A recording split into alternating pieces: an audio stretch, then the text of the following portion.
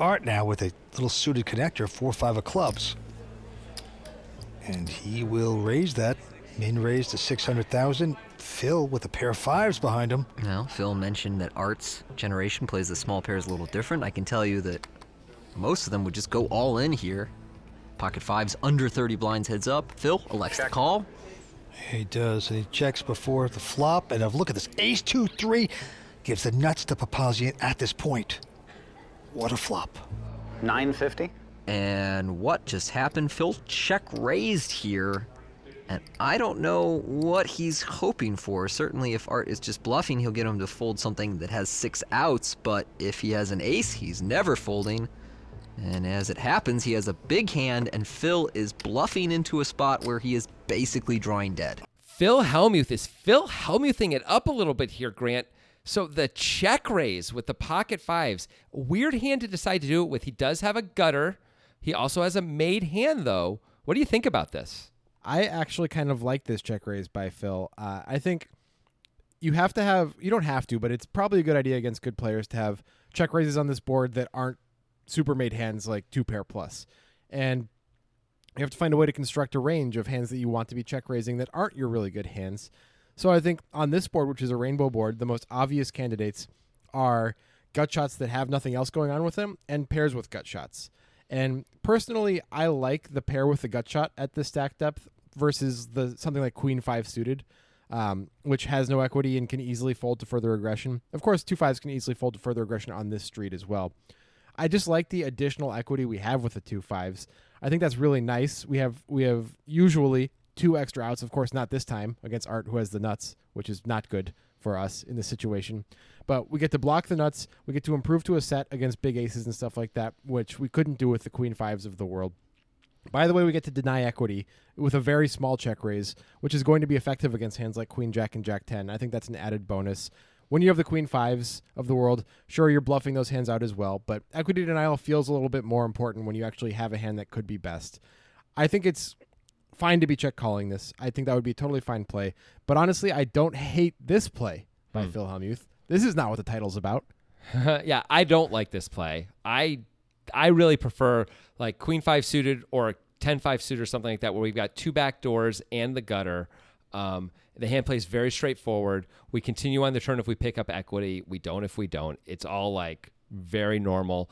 And we don't have anything to protect it against. Like the thing I get concerned about raising a hand like 2-5s is, are we bluffing? Like, are we going to fold out better hands? I don't believe we are. I believe 2-6s is calling this check raise.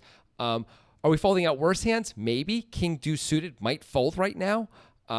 So those things don't seem great to me. While we are denying equity, we're heads up here. Art has a very wide range. I just don't know that. I mean, yes, there's sometimes 6 outs we have to deny, but sometimes there aren't. You know, sometimes we're doing better than that. And I don't know, 6 outs isn't that bad. I just don't know why we need to blow up the pot out of position with a hand that is often best. Well, for balance, for when we actually have it. No, but I would rather pick a different hand. That's all I'm saying. Yeah, that's fair. I think both are valid approaches, honestly. But I don't actually dislike this play to the extent that I dislike many Phil Hellmuth plays. Yes. But let's talk about Art's play for a second. Yeah. Because he decides just to call with the nuts. What do you think he's doing here? I think he's aware that Phil's check raising range when he's heads up is often 1 pair of hands. Like Phil did that against Antonio recently. Now this is a hand that we're watching right now from 3 years ago, but against Antonio in that heads up match, basically if Phil ever caught a piece, he would check raise the flop. And if you know that as Art, that means Phil doesn't have very strong hands. Like Phil's trapping with most of his strong hands, and so a re-raise here doesn't play super great. Even though we have a straight and there's an ace on board and we think we can get action, being in position sets it up that we can often get all in by the river anyway.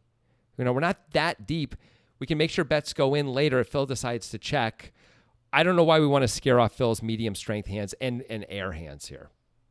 I agree. I think Phil is the perfect candidate to just call because he is the most likely guy that I can think of that would have a weird medium strength hand here. Exactly. And it just so happens he kind of does. So calling turns out to be the perfect play by Art here. If you want to make the perfect play, you should do it on Nitrogen Sports Poker because then we will respect you, Jonathan. We will respect the players who do that on Nitrogen Sports, where we have the greatest iterated value in poker, our monthly Poker Guys tournament, which you can only access using the link that we have in our pinned tweet when you sign up for Nitrogen. You got to use that link or you don't even get access to the tournament, Jonathan. This is true. Also, they have casino games. They have sports betting. It's really an amazing setup. Use the link when you sign up. We would appreciate it, and so would you. It helps everyone. Yeah, but Phil doesn't know it yet. Jack on the turn. 1.2. And, oh, boy, he's going to continue. Oh, He thinks, boy. I can make this guy believe something if you have nothing. But we know better. Huge flop there for Papazian. Flopped the straight, and now he's reeling his man in. I mean, at this stage, Phil is hoping his opponent floated the flop with no pair, no draw, and now is just going to fold the turn. I don't really know what this is. 7 on the river, and Phil is finally giving up, perhaps. He is checking it. Okay, disaster averted. At least he didn't put more money in. It's true. And Arts wants to get a little value, and it's 2.6. That should end the hand, because at this stage, it's essentially impossible for Art to be bluffing. I mean, what hand could he call a flop check raise and turn bet with that doesn't have anything by the river? You're basically hoping for something like 6-5, and you've got 2 of the 5s in your hand, so how likely is that? Is Phil really gonna, considering this, paying him off after everything? Uh-oh. He's not a believer. Apparently, he's gonna make this call. Oh, no. Oh, no. This is it. This is the play by Phil Hellmuth that I hate. This is what the title is about. We both hate this play, Jonathan. This river play. Oh, my goodness. It hurts me just to watch it and to think about it. But let's go back to the turn, talk about it chronologically. Phil continuing on the turn. Pretty innocuous jack of diamonds on the turn. What do you think about his continuing? I think you can go one of two ways here. There's a forking path, right? And either we decide to bet the turn with the intention of betting the river when called, because we're not going to fold out very many better hands on the turn, I don't think. Maybe a few pocket pairs that are slightly better than the 5s. But mostly Art has like an ace here, right? Like a medium ace when he calls the check raise, mostly. So maybe you can have 2 7s, and maybe we can fold that out. But that part of the range is not very much. There's not too much of it compared to aces, which I just don't believe we're going to fold an ace on with this turn bet. Like, it's way too small anyway. But even with a normal size turn bet, we're usually getting called by all the aces. So we'd have to have a plan to triple barrel this. Or we can just check and, hope it checks back and, try and get to cheap showdown with our medium strength hand, which is totally reasonable. And I think I like that the best. I think those are two valid forking paths. I think those are both fine plans. We can check. It's a little weak and a little strange to check. I think I prefer a bet on the turn, but I only prefer the bet on the turn if the plan is also, unless the river is god-awful, like an ace, sometimes a deuce or a 3 is really bad too.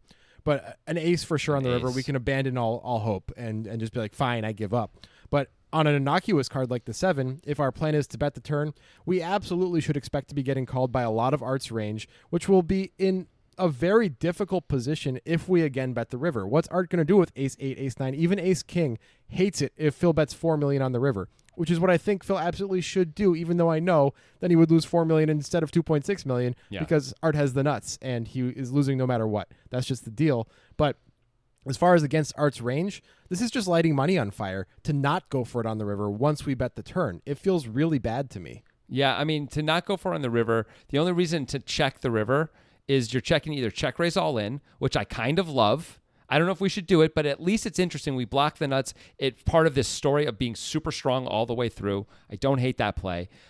Check folding makes a lot of sense. The only reason though to check fold, and it would make sense, is if on the turn when Art calls, we see something in Art with our white magic and decide, oh, Art's got it. Art's super strong. He's never folding. I'm done. Like, I got some new information here. But Phil, although he claims to be a white magic man, really he's just a snake oil salesman with that stuff, right? Like, he can't read Art, obviously. Art's got the nuts. Phil has no idea. And so I can't imagine why Phil would check call here. That feels like clearly the worst of the options by a mile and a half. Yeah, I think the best option once we've bet the turn is clearly to continue betting, even though, of course, we would lose. I know that. But from a range perspective, that is just a much better option. Now, once we check, we give ourselves the chance to get off the hook by just check folding because what the hell are we supposed to beat with 2 5s as Phil? Art maybe has some bluffs here, but if he has bluffs, those are going to be hands that block the nuts most of the time. Guess what we block when we block the nuts is Phil with 2 5s. Hands that block the nuts. That's problematic. just rack your brain here and think about Art's line so far. He bet called the flop when Phil check raised. He called the turn, which is starting to get scary. And now he's betting when check 2. On this board, which is a very dry run out, it's very difficult to come up with bluffs that make sense. Maybe I could put myself in Art's shoes and say king, queen of hearts or something on the flop with the backdoor flush draw and the backdoor straight draw. We hit the jack on the turn. The bet is small enough that we feel like we can call and try to take it away on the river if we don't improve. But I don't know. That's a huge parlay. I don't think that's happening too often. It's a lot easier to assign value to Art because those hands do make sense. You just have to allow yourself to believe that he wouldn't raise them along the way. Even if Art does have, I mean, I don't know if Art can even show up with a hand like 3-4 here. But like he would have called the check raise. He might have called the smallish turn bet in position with 3-4. Then he has to decide on the river to turn it into a bluff when it might be the best hand sometimes against weird Phil with his weird ranges, you know? Yeah. Now, maybe Art does show up with 3-4 here and takes this exact line sometimes. But even if that's true, and we can have a few other hands like that, as you said, Phil's got 2 5s in his hand. That knocks out a bunch of these kinds of hands that Art could do it with.